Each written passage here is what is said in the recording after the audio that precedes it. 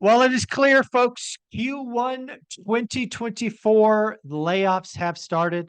I think it is very clear this is not the kind of overhiring in tech that we saw from Amazon, Facebook, and others last year with the 10,000 or 12,000 whack at a time.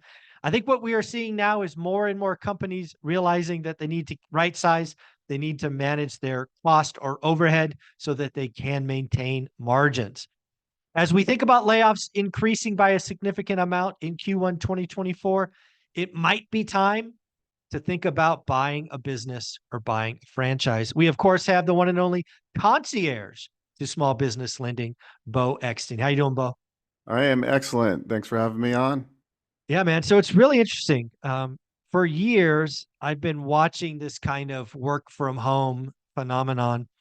I saw companies say you could work from anywhere. And as an executive at a company, typically on the new product side, I always knew that that was going to come back to bite some companies. Now, if you're in operations or you're in finance or any of these other kind of back office, working remotely makes perfect sense. But if you were someone on my team and we were trying to take a software from 0 to 100 million, it never been done in this product category, you can't be remote. There's this synergy that comes from being in the room and basically learning fast, and it just can't be done. So I always expected some companies to revert and say, come back to the office or else. Today, it seems that some people are saying, F you, boss, give me my severance. I'm going to go buy a franchise of this or that sort. Is that happening? Oh yeah, I'm seeing it. I had a relative actually that moved, and they were in management, and basically they said you're gonna not have your job if you don't move back and come into the office at least three times a week. So Wow. she's moving back because she likes her job.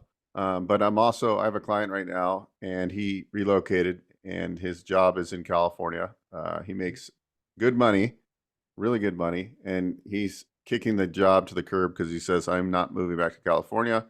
And he's luckily for him, he's got a nice portfolio of short-term rentals, and he's about to buy some franchises. So he's in a position that he can do that. But I do think there's a lot of people that aren't in that position, and they're going to either have to make a decision to go back and work in the office, Mhm.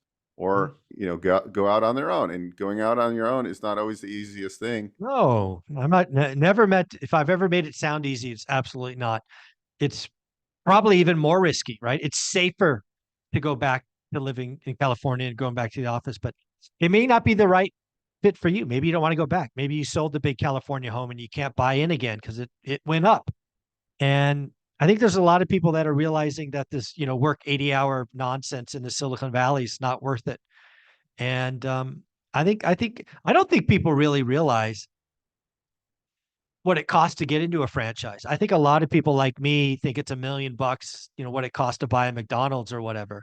It's just not the case. There are plenty of franchises out there that you could get in for significantly less than that. Yeah, all in. I mean, most of the non brick and mortar service based franchise models, you're all in for less than 250. That's including working capital. So that means, in theory, you can have 25 grand out of pocket to close on the deal with an SBA loan. So we can help So anybody. hold on. I think people missed that. I think they heard you say 250 and they were first thinking that's their 250. You're saying no, no, no, no, no. Come to the concierge of small business lending. I'll get you 225 and you just bring 25. I think that's what you're saying. Yeah, I mean, if it's an established franchise concept and it's a startup, I take the FDD. Typically, the bank's FDD is already what? franchise disclosure document. You're going to get that when you're reviewing franchises. That's going to tell you the numbers, and it's going to disclose a lot of information. It's not all the due diligence you need to do, but it's the It's a basics of it. start. Yep. It's the start, exactly. If it's an established franchise concept, I have banks that are willing to do 90% of total project costs, which includes franchise fee, getting that truck, office space, working capital, employee salary for the first few months. That becomes your total project cost. We can finance up to 90% of that Hmm. in not all circumstances, but a good portion of these franchises. I've talked before about how I helped a gentleman get into a painting franchise, which was a total project cost of about 115,000. or 100, less than that. It was like his equity injection was 11,500 essentially. Okay. So it was like whatever the Like difference 12 is. grand. Yeah, Yeah. 12 grand, What? right? So Yeah. there's something And for everybody. yeah. Yeah. So this is why I think there's a lot of folks who may, there's going to be a lot of folks. Consumer sentiment yesterday really showed a clear picture. People feel good about today. They're nervous about 6 months. If you really dig into the consumer sentiment, that's what it says. And if you're nervous about 6 months from now, probably you're nervous because you think your job or your significant other's job is at risk.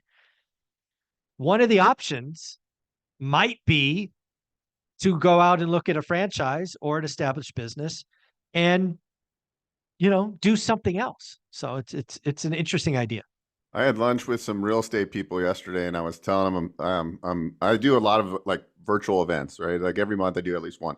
So I'm doing one which is titled Top Franchise Models for Real Estate Professionals, because I also know Hmm. real estate agents are struggling right now because there's just Yeah, not as much inventory and there's not as many transactions. And with this new NAR ruling, it's going to be changing the game a little bit. absolutely. And so why not diversify? And usually with real estate, you're working from your home and then you're showing properties. That's like what you do. You're not like busy 24/7. And so why not own a business that might be a stream of revenue for your real estate business? For example, if you own a painting company, all those Hmm. clientele you deal with when they're going to sell, oh, by the way, Yeah, our owner that owns this painting company owns a real estate brokerage, right? Like start yeah, feeding yourself. Think about this. Or if you're um, thinking about going out on your own, I think the big thing to think about is, look, I think it's time that you invest in yourself, right? That's the real thing. Are you confident in yourself yeah. that you can do this? And I think a lot of it is the mind. So build the mindset up and just go out and do it, because if you don't want to be told what to do, you need to be self-employed to Yeah. a certain degree, in my opinion. Yeah, and you have a test or a survey or whatever it is that you can actually send people if they reach out to you and book a meeting that will help them kind of say, "Hey, you fit over here. I know you sent it to me last week. I've not taken it yet, but I will." This is something that, that nervous person who's thinking out 6 months, you could send them and then kind of review the results. It's kind of it's kind of like, let's see what you're right for. Is that fair?